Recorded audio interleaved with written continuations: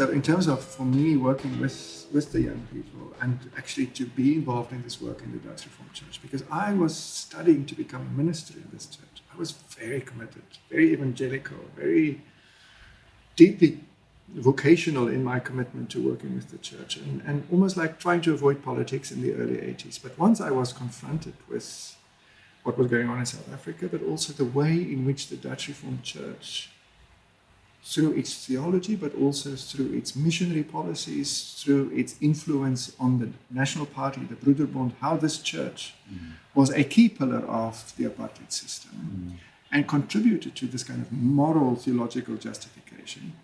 But once I realized that this is what's happening, this is the church that I'm in, that I'm working, that I am committed to serve, that I'm a member of, it's my mother church, I just couldn't reconcile those two worlds. So I became very angry, very disillusioned, felt betrayed,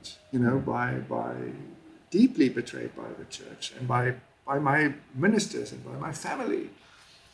So, and I didn't always even realize how deep that went. So in working with these mostly younger members of the church, but also some of the leadership, and seeing their willingness to acknowledge, to commit to this work, it was very unexpectedly healing for me to actually realize, wow, okay, this is my mother church. I'm not a member. I'm still, I think, a member, but I'm involved in more ecumenical circles.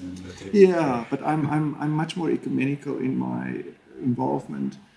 But I'm okay. Like, there's a part of me that still feels rooted. But I was surprised by the how emotional I became sometimes, how I was touched by what, if especially older people acknowledge.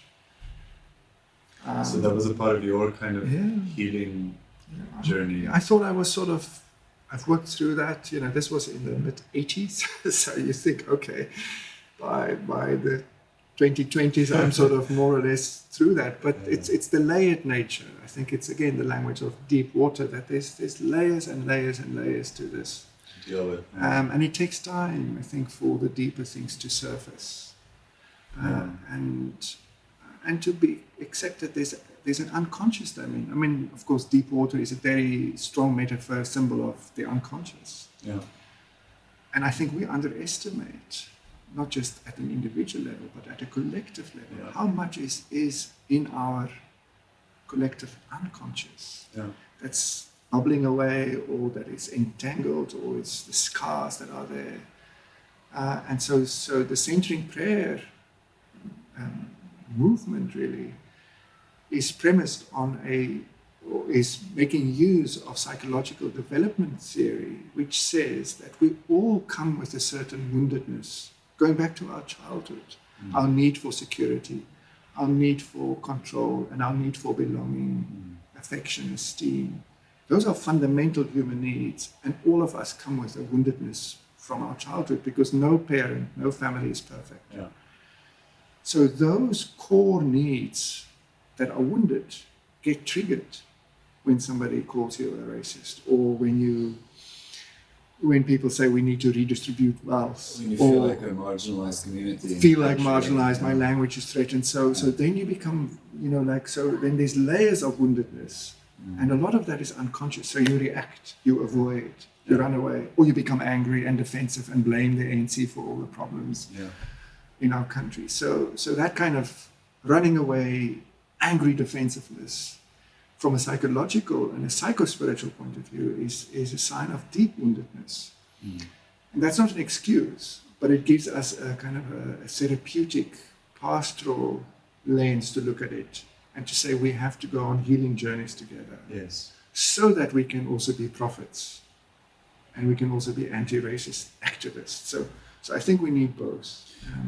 I mean, what I'm taking away from this is that healing for us individually in the Afrikaans white community holds potential for us as individuals, of course, in the same way it holds potential for all individuals.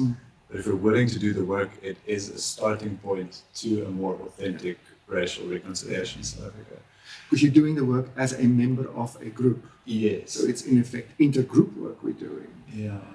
And you're doing it on behalf. One of the prayer practices we use in these workshops is the welcoming practice, and I can share more detail with you later. But part of it is to say we are doing this work, the deep healing work. We're welcoming the Spirit in the sense of deep healing, which beyond language, beyond words. But we are doing this on behalf of everybody who is wounded in our families, in our communities, in our church, in our country, in the world. So you really want to cultivate that expansive, boundaryless compassion that we are working towards. And that's also very, because I've done work internationally, I think I do have a bit of a sense of we are part of a much bigger global community struggling with these issues. And it's helpful to bring that into our work with the Dutch Reformed Church. The Dutch Reformed Church is not unique in struggling with these issues. White South Africans, Afrikaans-speaking white South Africans, we are not unique. We are specifically responsible with our specific stories, but we are part of the human story.